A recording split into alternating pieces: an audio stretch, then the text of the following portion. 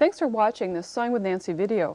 This is the beginning of a three-part series on using your sewing machine to add terrific stitching accents to home decor, gifts, and your favorite clothes.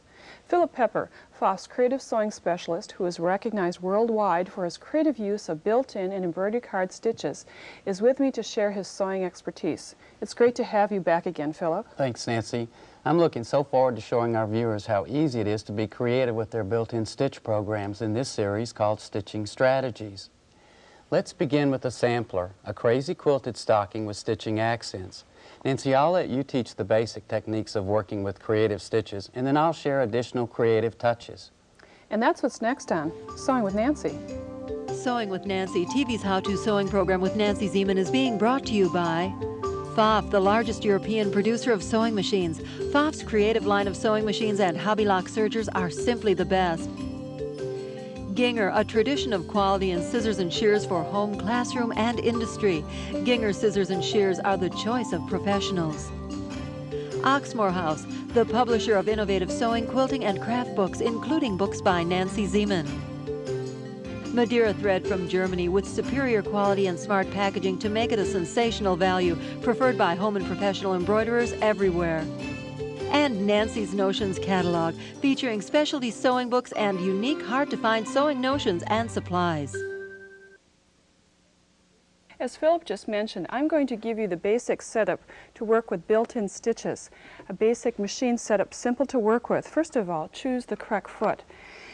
Most likely your machine will have an embroidery foot. It looks the same from the top, but when you flip it to the underside, you'll see a groove, a section hollowed out to allow the build-up of the stitches to easily pass through that area. So put on your embroidery foot. The other basic settings require specific needles and threads. We're going to be working with rayon embroidery thread, machine embroidery thread, and for that lustrous thread you'll need a machine embroidery needle. Most of the time you'll see a little red marking across the top of the needle to indicate that this is the correct needle in your machine. Because this thread is fine and pretty, you need to have the specialty needle to avoid fraying of the threads. In the bobbin, rather than using rayon embroidery thread, just keep that for the top, and for most parts use a compressed bobbin, a bobbinless bobbin, or perhaps bobbin thread, lightweight thread. You don't want a heavy buildup on the underside of the fabric, just the pretty thread on the top of the fabric.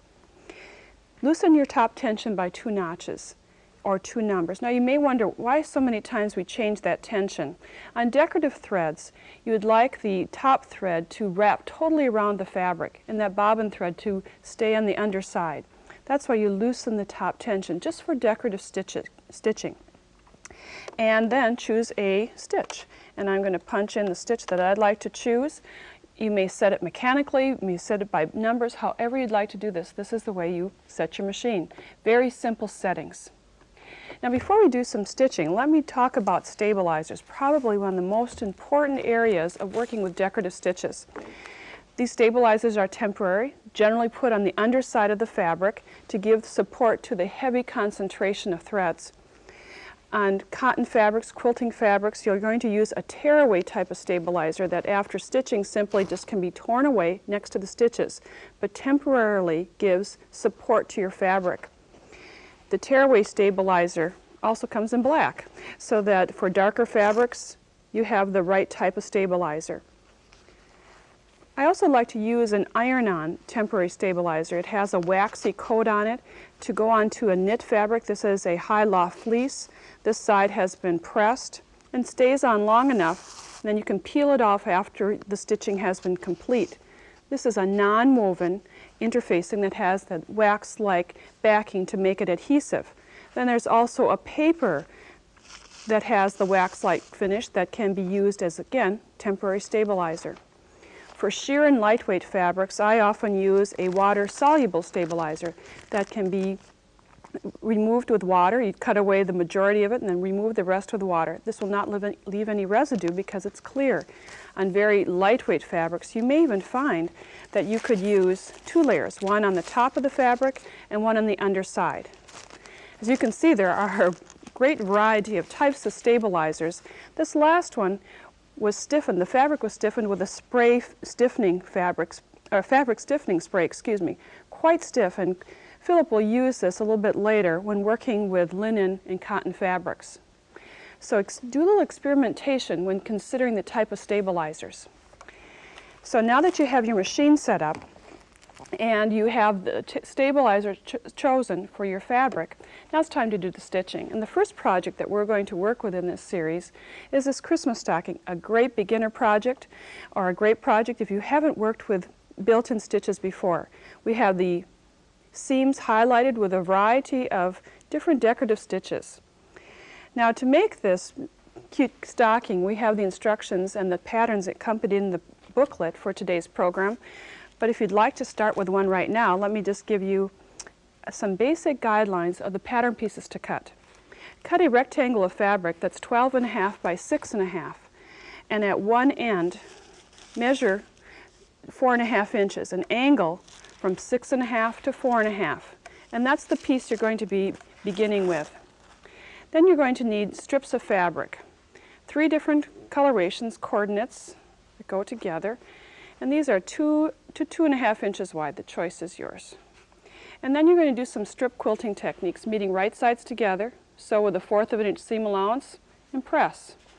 And then let's get the third color in here, the way we alternated it on our stocking, and you just keep adding until you have added 8 to 9 strips of fabric.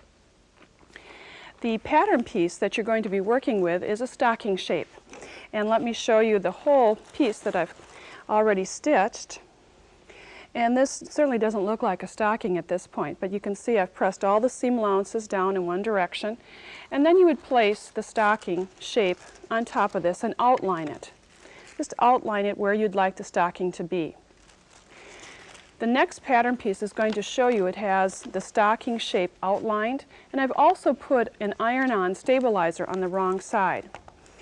The reason for outlining it is I like to begin stitching on one side of the chalk mark and then continue to the other side. That way, sometimes the stitching, the heavy concentration of stitching, takes up a little width of fabric. Then you don't have to worry about being short of fabric. Cut it out after you've done the stitching. I've done a lot of explanation, not a lot of sewing, but now it's time to do the sewing. Now I'm going to align my presser foot on the seam line so that my stitching will be to the left of the seaming. I'm going to start sewing prior to the chalk mark and gently guide the fabric. As you'll see, the presser foot area will move forward and then backward. So that's why you kind of hold the fabric down tautly. Just kind of gently hold it with your left hand in this instance, and kind of make sure that in my instance, that it's guiding along that certain mark on your presser foot. You'll need to do some testing before you actually do your sample or your project. I especially found that interesting with thread colors. Initially, I thought I would use this thread color, one of my favorite colors, but it was not dramatic enough as a decorative stitch. So I chose instead a more gold tone.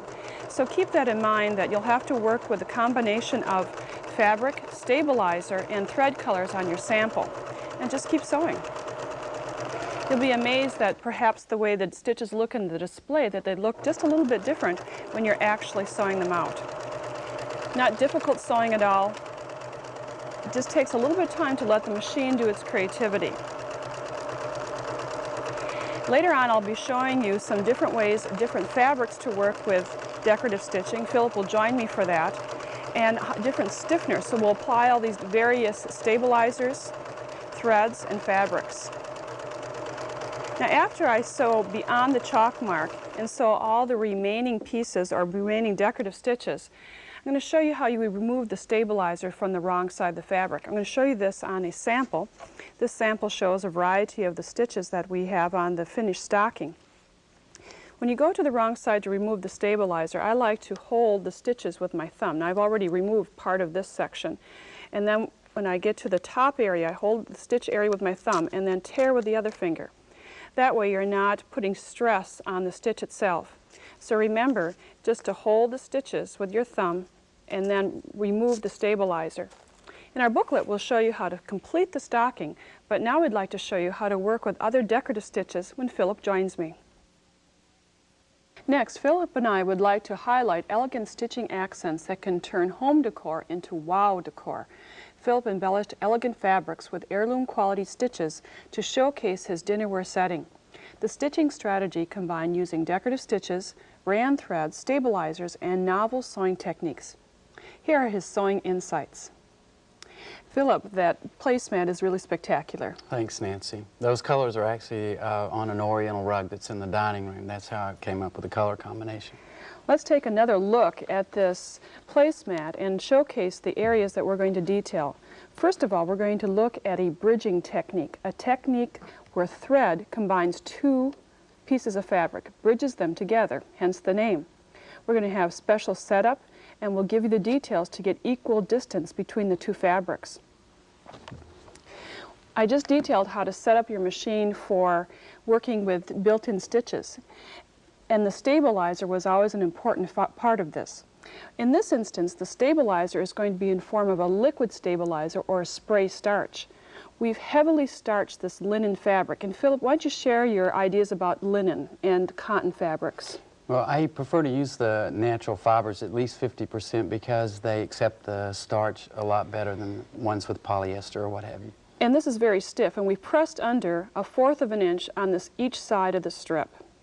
You've used 4-inch strips, but to get these equidistant, we're going to have a tool to bridge them so that they're staying the same distance. Right. One tool is very easy, or that you may have at your home or office, and that's a coffee stir stick. We could tape this coffee stir stick, and I'll show you where it goes on the machine, so that both fabrics could butt up against this stir stick so that you'll have equal spacing. Simply place this in the center of the feed dog area prior to the presser foot. I'm just going to lower the presser foot and then tape the stir stick into place. A rather novel sewing notion, and then the fabrics would go on either side. Or if you're lucky enough to have a bridging guide, a guide that snaps onto your sewing machine, and Philip will be using this. You take off your foot first of all, snap it into place, and then replace the foot. You're set. Now the stitch that you're going to choose is a feather stitch, a very, very common stitch on almost any machine that has the ability to do decorative stitches. Here's a decorative stitch that has been sewn. I think you've seen this many times. To have extra effect, Philip suggests using 2 threads. Use 2 threads in the top needle, treating it as one. So you could use a top stitching needle or a larger eye needle to accommodate the 2 threads of rayon. And I'm going to then show you how that feather stitch looks when it's stitched between 2 layers of fabric. You'll see Philip stitch this, but notice the distancing between the fabric, how it bridges the 2 fabrics together. Now Philip, why don't you share your suggestions on giving even stitching? Okay. First, we decided to use 2 spools of thread through the eye of a top stitch needle so that we get a heavier, more hand look effect. And the other thing is, when you're using a feather stitch program, the first stitch is going to go into open air. There's no fabric, so I would recommend that they hold on to these threads, including the bobbin one.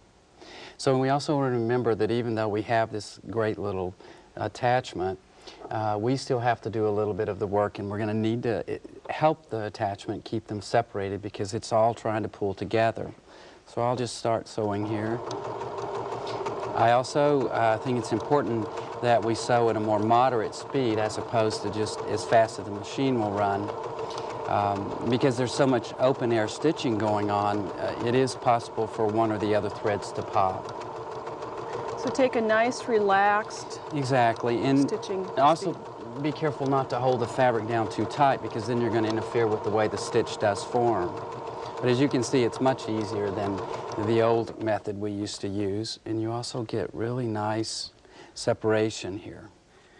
And it's so important to starch that fabric to get it nice and stiff. Yes. We'll take a look at the placemat and some additional highlights that were given to this stitch. Philip added to the bridging stitch some decorative stitches in an ecru color, like a light beaded stitch or a feathery stitch, and then the small little accent stitch. The choice is yours. Whatever your machine can accomplish, that's exactly what you should choose. The sequence that Philip stitched was the bridging stitch, followed by the lace stitch on either side, and then filled in that tiny little bead stitch. It's a very attractive accent. Now the circle is next. how to sew in circles. Sometimes you may feel like your day is going in circles, but we're going to show you how to sew in circles. And it's so simple. You need to, again, starch your fabric heavily, spray it, press it, and then put it in a hoop. And you can see the circle that's going around. And the finished result is a coaster. And this is Yes. very attractive, and you've made this for your dinnerware setting. Exactly. And to go under a goblet or a wine glass, whatever the choice may be. Now, Philip, the hoop is the key element. Right, you're just not going to believe how this works, because you would never think that the machine would actually sew in a hoop in a perfect circle. Now for this, because we're using a satin stitch program, I'm going to clip that additional thread, and we're only going to use one through the eye of the needle. And we're going to use a very common scallop stitch program. It's just been around on machines for a very long time. I'm not going to change any of the settings. And we did put the lightweight tearaway underneath. Nancy, my embroidery hoop has a cutout that allows the foot to slide under there very easily. It's just a little cutout. So we're going to sew around. And you can see how the toe of that foot just tracks perfectly along that inner hoop. And you really don't have to guide that. You don't have to guide it. Now, Philip, you have drawn circles on fabrics, but it's more difficult to follow a circle. It's different. We tend to over-manipulate the fabric, and we either turn too much to the left or too much to the right, or in the wrong direction, in other words. And this just can't do anything but sew it in a perfect circle. And because this is a satin stitch that has a lot of thread coverage, you can then trim the fabric away from the, right next to the stitching, and that's why you get your coaster. Exactly. So I hope you'll give that a try of working with a hoop to sew in circles for some decorative accents. The remaining stitch that we'd like to showcase on this placemat is a hem stitch, a very old-fashioned stitch used in heirloom sewing. It has an open air look. You can see almost the large openings used with a very open air stitch, kind of a nice combination. The key to working with this is a wing needle. We've used this a few times on Sewing with Nancy. It's a needle with wide sides, hence the name wing. The fabric is heavily starched. It's an open air stitch, and when the wide needle hits the starched fabric, you create these openings that you see. Now, Philip, you have some guidelines on working with this specialty needle. Right. The wing needle has a larger shank than a normal needle because it's larger at it's flanged. So we want to be sure that when you're changing the needle out and putting the wing needle in, that you push firmly up into the needle bar holder. And you're going to push it as far up as it'll go, and then stop, tighten it. And I like to get it a little bit tighter here because of the pull on the fabric. Then I suggest that you make a turn of the hand wheel manually to be sure that needle's clearing the hook before you start sewing with it. Then you won't damage the machine. So the key is working with a specialty needle to get that open air look and decorative effect. Right. So this placemat features many, many great techniques. We just finished showing you how to work with the bridging stitch, meeting two fabrics next to a bridging guide or a coffee stir stick to get this open air look.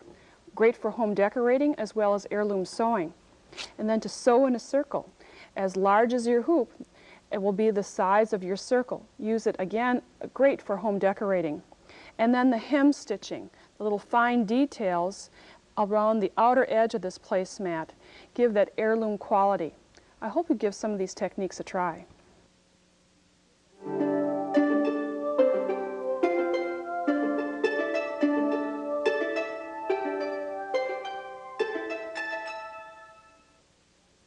In this first program of Stitching Strategies, Philip and I detailed a variety of ways of working with built-in stitches. Philip, one of my favorite ideas is sewing in circles with the use of a hoop. Yeah, that was fun. And I think the only thing we didn't share with them was how we trim it. And I like to just trim the scallop very close to the edge without cutting the thread. And if need be, you could add a little seam sealant or fray check along that edge. Yes, I do that often. In our next program, we're going to show you how to work with embroideries, making them dimensional. Here's a hint from Nancy's Notions Sewing Catalog. Our sewing advisor shared this hint on how they organize sewing machine presser feet. They place each foot in one of these see-through zippered pockets in the Versa bag and label the pocket with a type of foot. They also tuck in the instructions for that foot. so it is easy to locate a foot and then review how to use it. The VersaBag zips open so it can lie flat like a book. You can rearrange the removable pocket pages to suit your needs, and there's ample room for additional pages to be added. Here's a hint from Ginger. When scissors and shears become dull, take 5 to 6 seconds to use a sharpening stone to resharpen the knife edge blade. Simply open your shears and grip the scissors firmly. On the knife edge blade, start in the center with the hone at the same angle and sharpen upward. Repeat the strokes. After completed, wipe off the blade to remove any filings.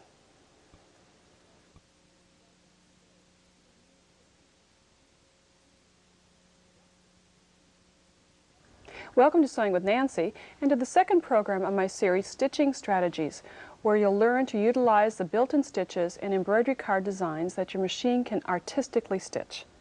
Philip Pepper, internationally known sewing specialist, is here to share his vast knowledge of creatively using a sewing machine. Philip, share with our viewers what's in store for them today. Nancy, many of today's machines have the capability of sewing very intricate designs. For example, the focal point of these elegant cocktail napkins is an embroidery design that practically stitches itself. I'll let you give the basic setup techniques, and then I'll share interesting ways of utilizing these designs. And that's what's next on Sewing with Nancy. I'd like to start by giving you the basic setup of your machine working with embroidery cards with a design unit. On my machine, the design unit, embroidery card design unit, fits on the back of the machine, and I simply can slide it into place and then turn my machine on. It looks much larger, obviously, because the computerized unit is attached and I'm ready to do the embroidery. Some of the setup for the built-in stitches as well as the embroidery card stitches are the same, but let me show you the similarities first of all. You're going to be working with machine embroidery needles as well as rayon embroidery thread. The first design I'm going to work with requires a green and this off-white thread. In the bobbin, use a lightweight bobbin thread, or in this case I have a compressed or a bobbinless bobbin. You just want a lightweight thread so that you don't have a heavy buildup of thread in this area where you're doing the design. You're going to lower the feed dogs, put the feed dogs in the drop position, and you can see that I have a specialty foot on my machine. It comes with the design unit. It's very small. The two go together. Now we're about ready to do some of the stitching, and the creativity all comes from a little card. And you simply can insert the card wherever your machine has the opening. And then we're ready to select the design that we're going to use. Most cards will have a variety of designs to choose from. And the first design I'm going to stitch for you today is a very delicate little stitch that looks like lilies of the valley. And it will come up on my display, and I'll show you how to set up the hoop to do the stitching.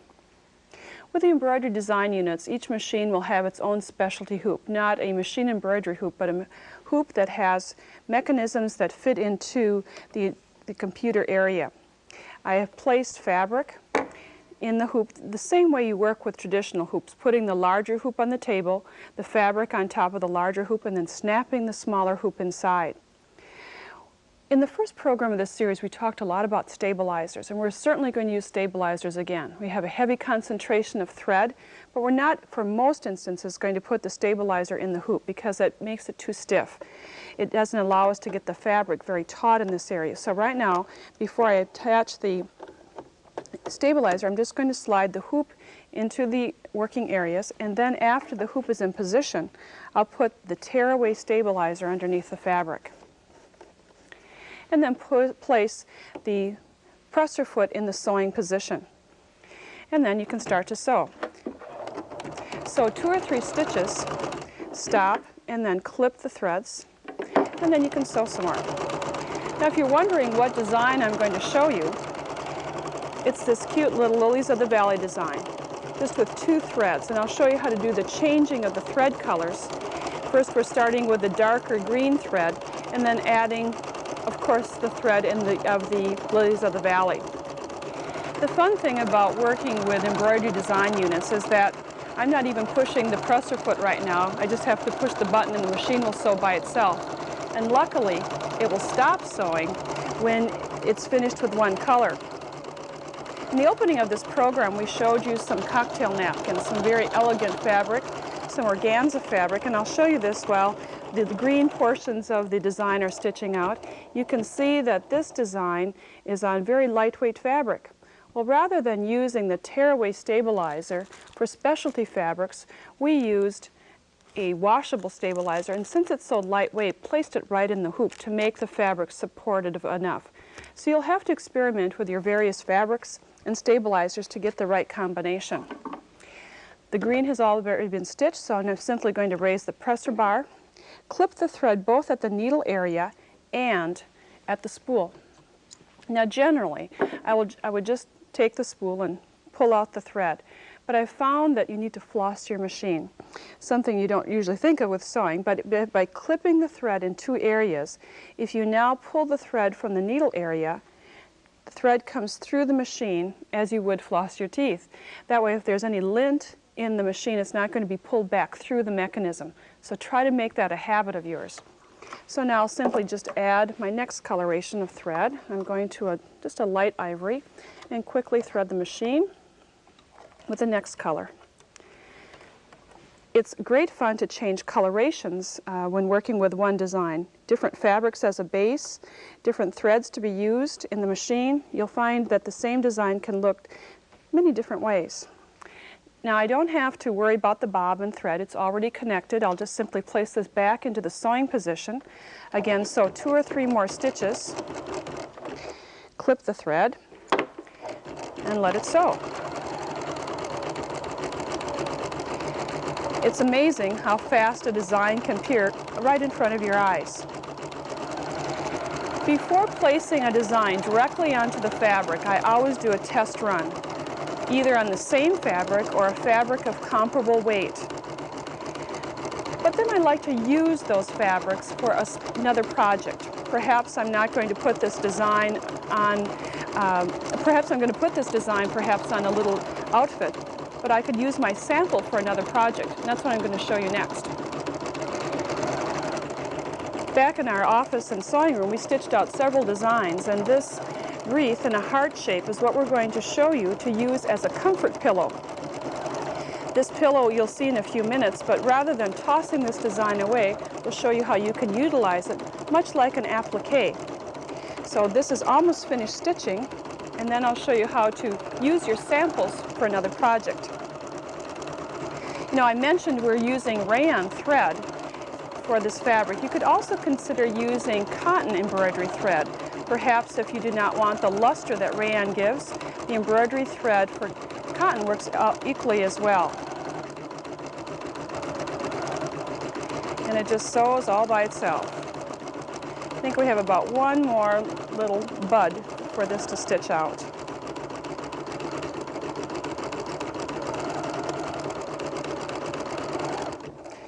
Now that it's finished stitching, it ties off the threads. I'm simply going to raise the presser bar, release the hoop from the embroidery unit, and clip the threads at the top as well as the bobbin. And then you can see what a cute little design we have. From the wrong side, you want to remove the stabilizer. And as before, with the tearaway stabilizer, simply tear it away close to the design. But then, and it's easier to do on a flatter surface, I like to hold the design with my fingers so that I'm not putting undue strain on the design, and then tear away what's the fabric. And the rest of this, for the most part, I just leave the stabilizer in place. Pop this out of the hoop, and the design is complete very quickly.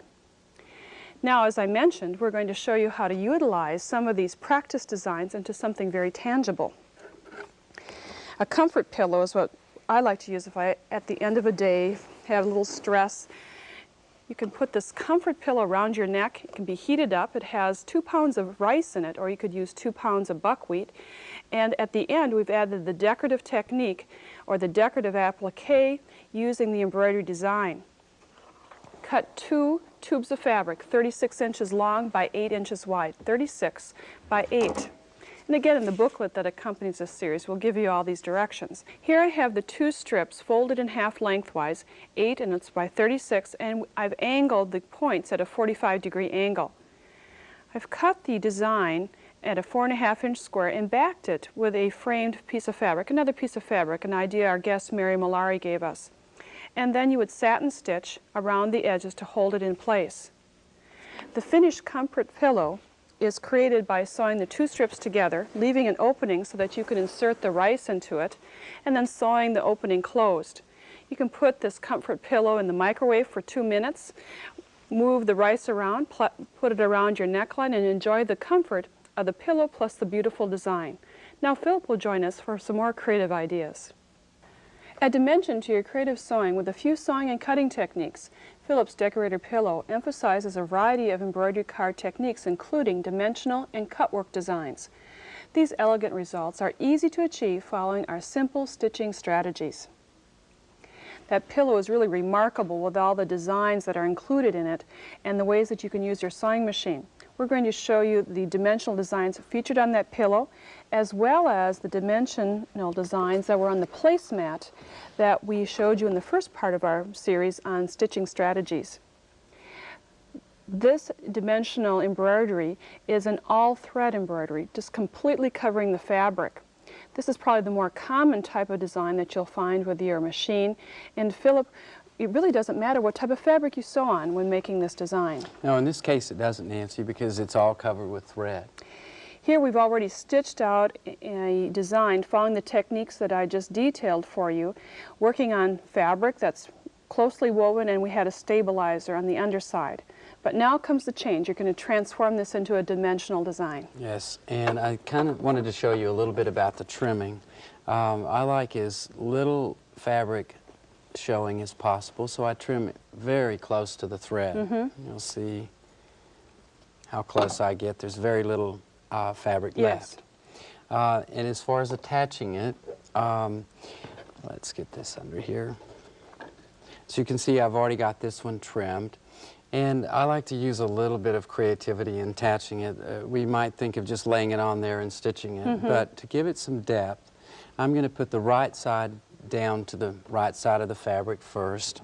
And using a straight stitch, I'm just going to tack this area in place. So you can see with the plain straight stitch, and I'm using free motion, although they don't have to. If they're uncomfortable with the free motion, they can use a bar tack. So then I'm going to flip this and then crimp it up so that there's height and depth there. And it looks more natural the way that's flowing over. So then I just tack this end down.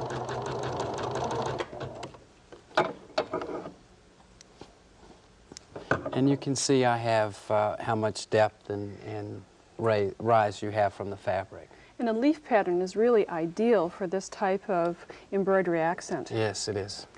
Philip chose another leaf design that we showed you just a few minutes ago on this pillow. But rather than having an all-thread coverage to this embroidery design, it's an open design. It has an outline stitch, and then some of the fabric shows through the design. Philip, you chose an interesting design, and show our viewers what that started off to look like. Now in this case, Nancy, the fabric is very important because there's so much of it left showing, and there's just a satin stitch outline around it, so I used a nice linen fabric for this one. But unlike the all-thread design, you did not have a stabilizer. You will not have a stabilizer. No, I'm not going to use a stabilizer because I don't want it shadowing through the fabric, and these stitches are a little bit delicate, the satin stitch, to be pulling away. So Nancy, I'm just going to sew a little bit of this. Okay.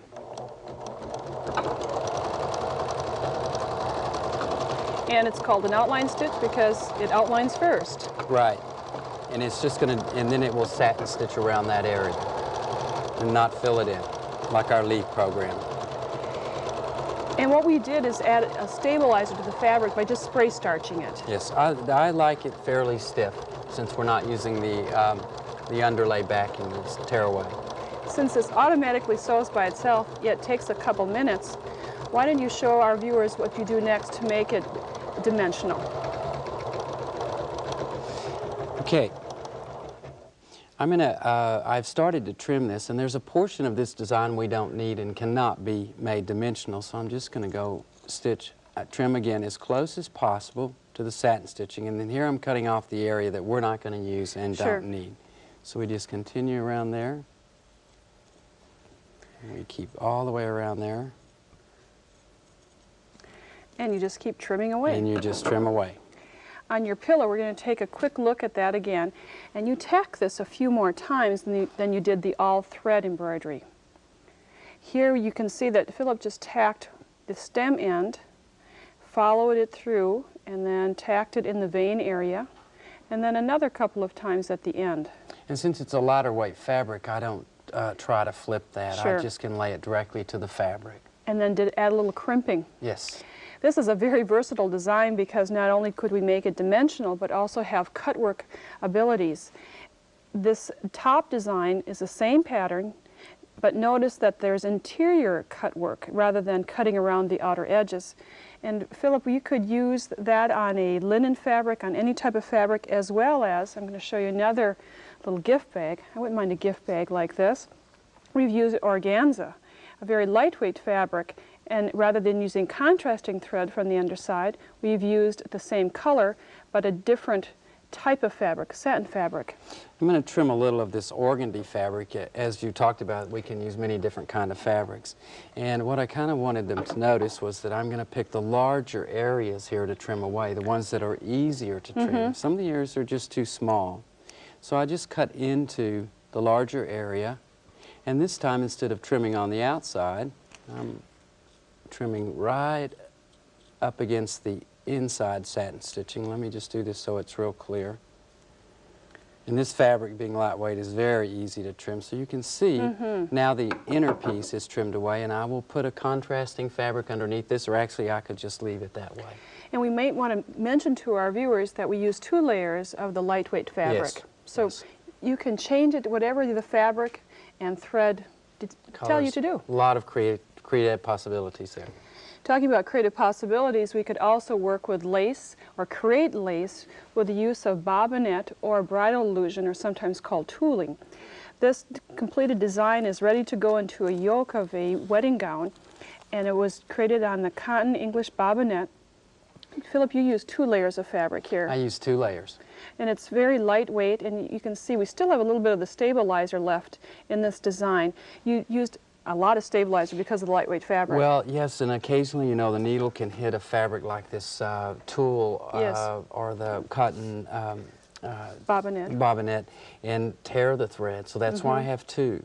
As far as the backing, I take and I sandwich. I have a water-soluble backing, and then I put one on the bottom, one and the fabric in between, and then one on the top. And because all of these, the fabric and the backing is very thin, it's easy to get into the hoops. So we just place it, the hoop part under, inner hoop goes over, push down, and it snaps into place, and it's ready. And here's a design that was stitched, creating or looking like lace. It's so interesting to look at, and it's stitched through all of the layers. We have the water-soluble stabilizer, 2 layers of the netting or the illusion, and then another stabilizer. You'd simply trim this away. You could cut it completely away, trimming all the outer edges, then soak it in water, and then you have a lace applique as another option. So it can be either stitched on the lace fabric, it could become a lace applique, all by using an embroidery card design, some creative stitching, and a little sewing know-how.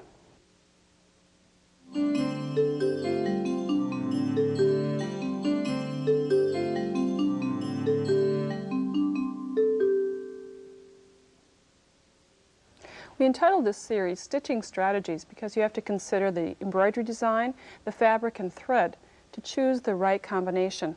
Philip, in working with the lace design, you chose an open effect.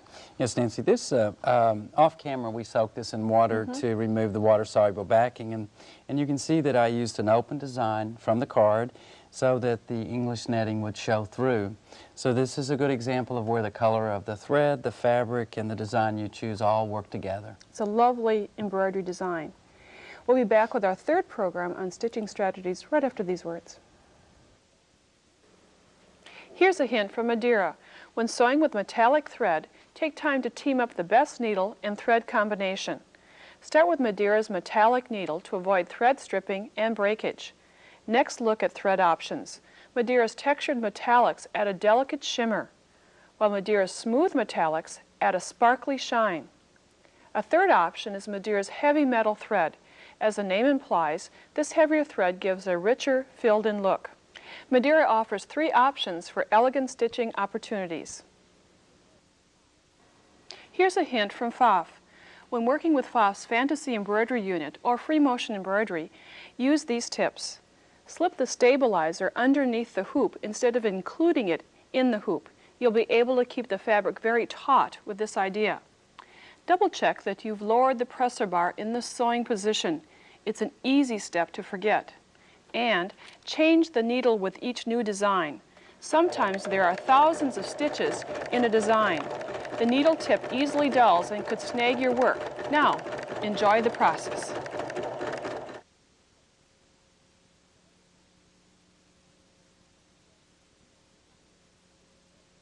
It's time for Creative Sewing. Welcome, I'm Nancy Zieman. This is the 3rd program on stitching strategies, where you'll learn artistic ways to combine decorative stitches and embroidery card designs. Philip Pepper, sewing specialist, once again is my guest to share his unique ways of working with stitches, threads, and fabric. Welcome back, Philip. Hi, Nancy. I'm looking real forward to showing the viewers how we're going to combine stitch programs that are built in that we sew in a row with card programs in kind of a different way of designing. This jacket is one of the examples of combining built-in stitches and embroidery card designs that we'll be sharing with you. The sewing is extremely easy. Your machine will do the work for you. But first, Nancy, please give our viewers a quick review of basic stitching strategies. And that's what's next on Sewing with Nancy. Philip and I just showcased to them the projects that we're going to have later on this series, working with designing with thread, embroidery cards, and built-in stitches. But before we go into that elaborate jacket design, I want to show you something a little bit simpler, working with a ready-made shirt or blouse and adding built-in decorative stitches in the placket area. I like tone-on-tone designs. I chose a light plum thread to go with the silk plum in this shirt, and I've added decorative stitches, actually there are 2 sets, between the button areas, and added this all the way down the placket front. It added a nice little touch to this ready-made shirt. You could do the same on a purchased shirt that you have at home with these few little steps. First of all, marking the fabric. On your placket front, measure between the buttonhole areas, from the bottom of one buttonhole to the top of the other.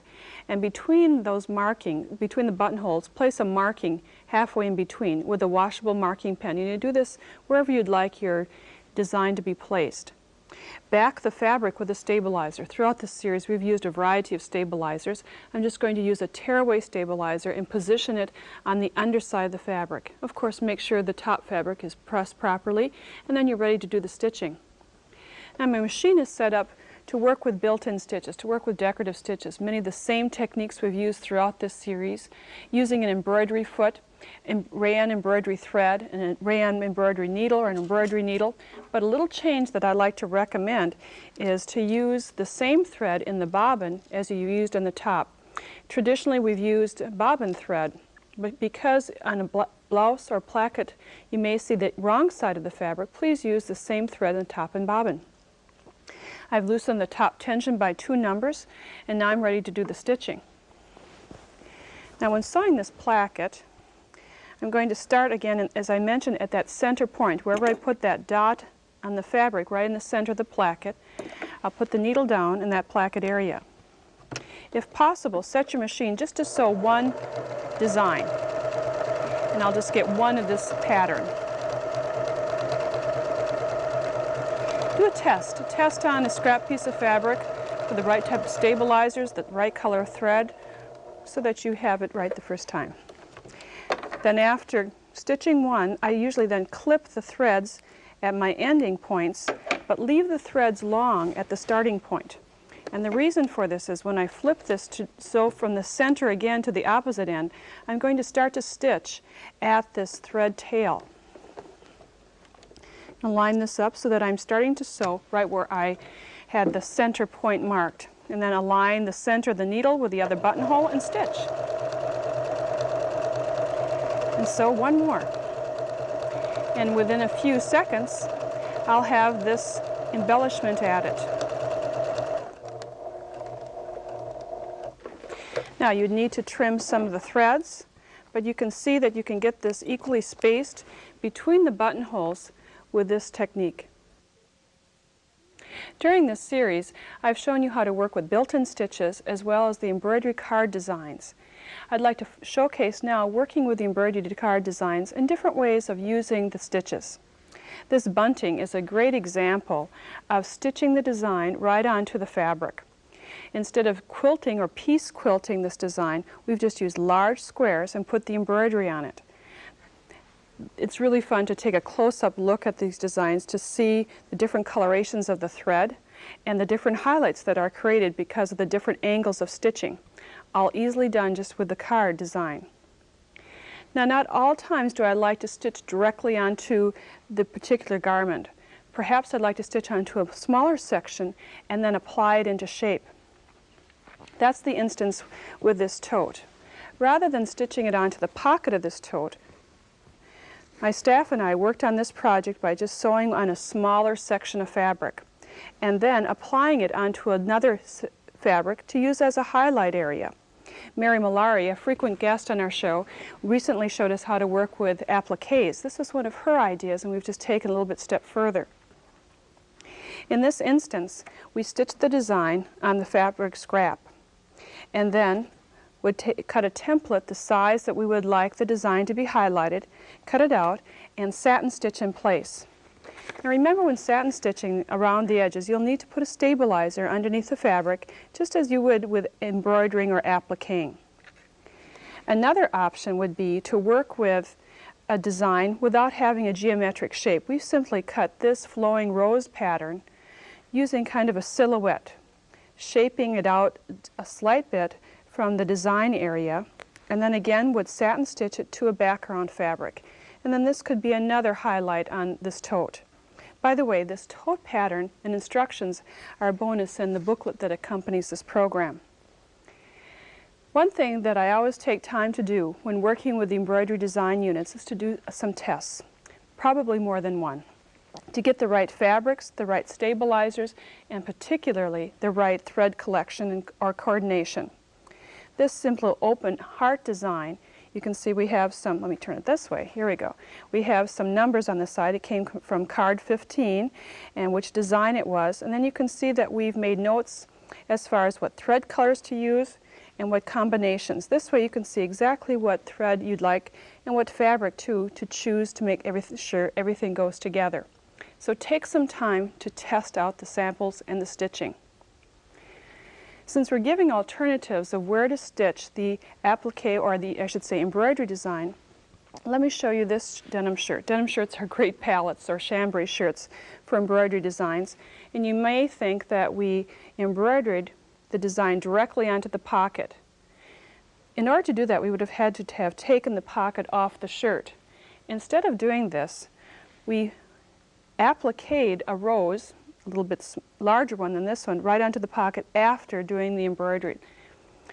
Philip showed us in our second program how to make lace and netting using bridle tool as well as a water-soluble stabilizer. We used that idea once again for this technique, simply embroidering the design on top of 2 layers of the bridal illusion, and we also used 2 layers of the water-soluble stabilizer. After stitching an all-thread design, this would not work on an open, airy design, but an all-thread design, then trim close to the thread, trying not to cut the threads itself. Even if you have just a little bit of the netting showing, it will kind of disappear as it blends in with the fabric. And slowly cut this out. After cutting, then on the underside of the design, apply a fabric glue or a fabric adhesive spray, place it onto your fabric, and then place a stabilizer on the underside. From the top side, with a small satin stitch in the same color thread, satin stitch it into place. Remove the stabilizer and the design is on. Now Philip will share some more ideas on designing. Philip is joining me again to show some more interesting ways of designing fabrics with the use of decorative stitches and thread as well as fabric. You saw this jacket that Philip made in the opening part of this program, but it bears taking another look at it because it's so spectacular. Philip, you started with denim fabric. Yes. And the designs are both the embroidery card designs plus the built-in stitches. The first designs that he started with were the embroidery card designs and then adding decorative stitches. Decorative stitches don't have to be just in a straight line as so often that we use them. Now Philip, your guidelines on sewing with this fabric require, first of all, not to cut it out the shape of the pattern. That's right, Nancy. You want a larger piece to work with because there's going to be some shrinkage involved in this with all that kind of work.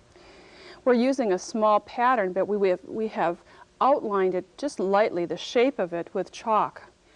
And then the fabric, as we've talked about throughout this program, needs a stabilizer. And it's just easier to back the whole piece that way. So this way, you're going to start by putting these embroidery designs kind of in the middle, or... Yes, and it's sort of random, but if I start in the middle, then I've got an area to work out from.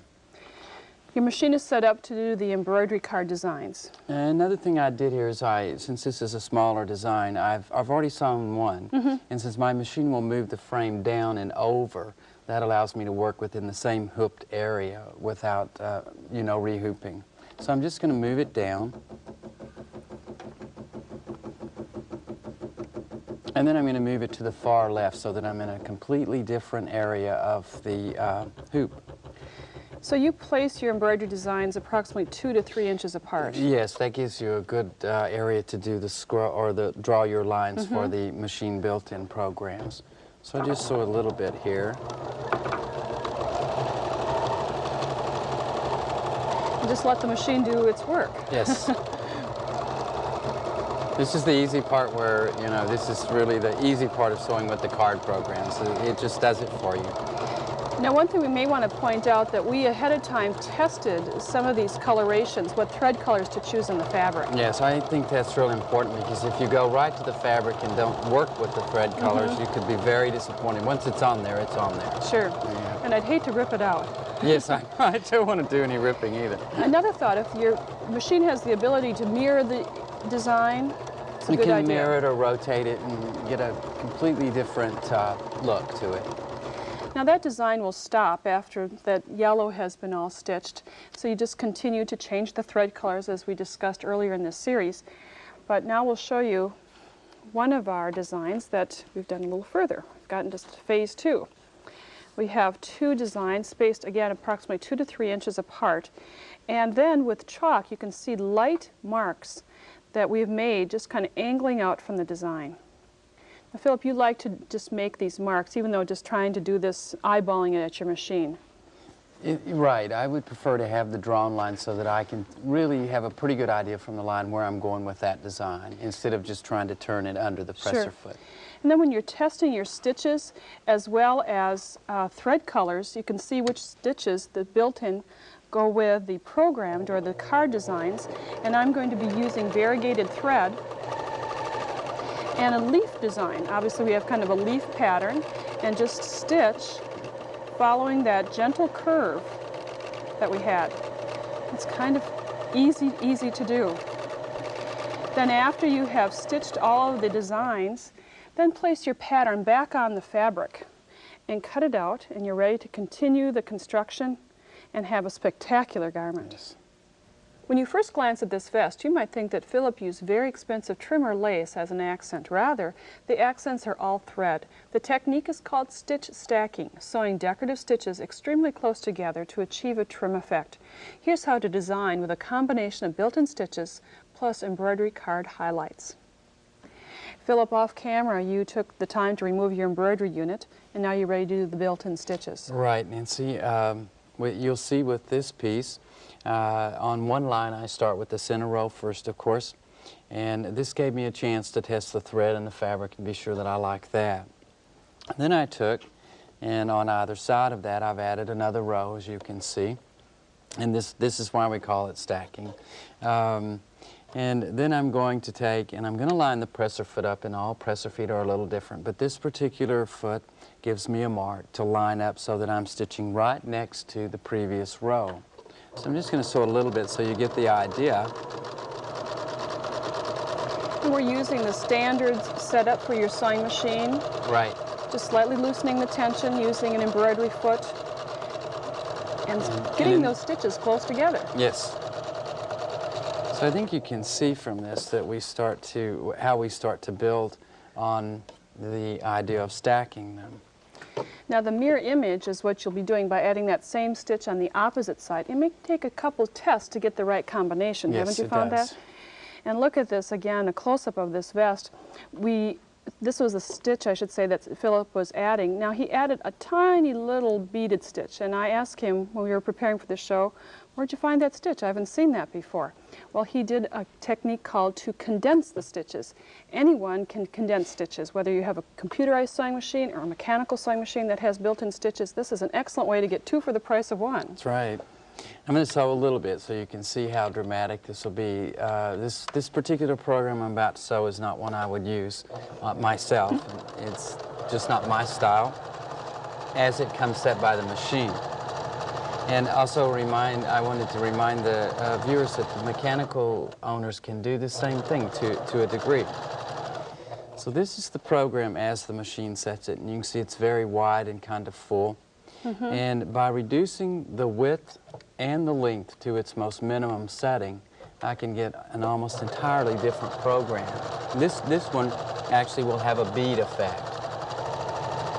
So very narrow width, a very narrow length, and Exactly. give it a test. Exactly. And so we went from the large to the very small, and the effect is quite different. And it not only works on a beaded stitch, but it also works on other designs. Right, and the next one really gives you an idea. This is a star program and this is the machine setting I'm using now. And once again, on the other side of this, there's the automatic machine setting. Now on the other side, just directly to the other side, I'm going to reduce the width to its most minimum setting and then also the shortest length. And it really changes the program quite a bit. So the large star goes to a very small, tiny, more delicate star. So in combination with the stitch stacking, you also added condensed stitches. Right. So you really learned how to be very creative with these built-in programs. And it doesn't take a lot of practice. This is such a, just playing with it really is what gets you to that point. So you can see on the right what a difference that is, and it's exactly the same stitch program, just reduced width and length. Now we'd like to show you how to transfer these designs onto the fabric. We'll prepare the fabric much in the same way that we worked with the jacket a few minutes ago, cutting a rectangle of fabric larger than the pattern piece. But instead of using a random design, we need a very specific design. Cut a template, a square or a diamond shape approximately 3 to 5 inches wide or long, and then we're going to put the square shape point on point in the middle of the design. You can see that I've placed a ruler along each side and with chalk drawn the grid. Then you can simply move this template over. If it's 3 inches, then you can simply draw additional 3-inch lines. Now line up the pattern piece over this shape, getting the center of the pattern. You can see I have it folded in the center of the design. You'll be able to see this when you're working with it to get the points together. And then outline the shape of the pattern piece on your fabric. And then after outlining, you can start doing the stitching. Here Philip has started to stitch the center design that he chose, and then would stack the stitches, adding stitches on either side until he has his trim created. Philip, we're going to take one more look at this great looking vest. And you've added more than just built-in stitches. Yes, Nancy, I chose to put a card program in the center of the little diamond area. What an elegant way of working with thread, fabric, and stitches. Yes, it is.